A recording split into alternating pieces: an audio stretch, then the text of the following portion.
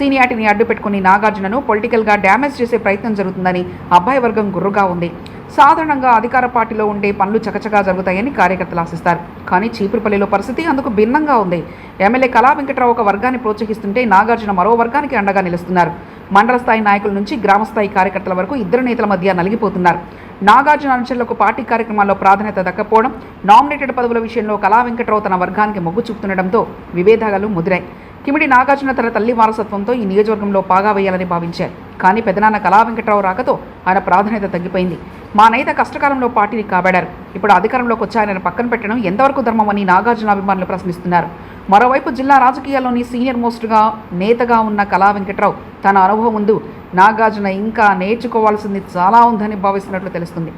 చీపురుపల్లిలో జరుగుతున్న ఈ పరిణామాలపై టీడీపీ అధిష్టానం దృష్టి సారించింది.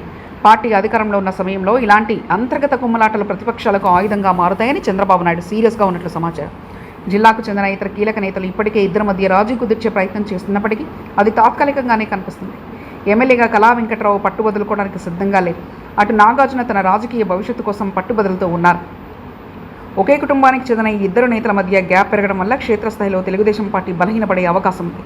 అధికారంలో ఉన్న ఈ సమయంలో అభివృద్ధి పనులపై దృష్టి పెట్టాల్సిందిపై ఇలా వర్గపోరుతో కాలక్షేపం చేయడం పార్టీకి నష్టం కలిగిస్తుందని రాజకీయ విశ్లేషకులు హెచ్చరిస్తున్నారు. అధిష్టానం జోక్యం చేసుకుని ఇద్దరికి స్పష్టమైన బాధ్యతలు అప్పగించకపోతే చీపురుపల్లి సైకిల్కు సొంత పార్టీ నేతలే బ్రేకులు వేసే ప్రమాదం ఉంది.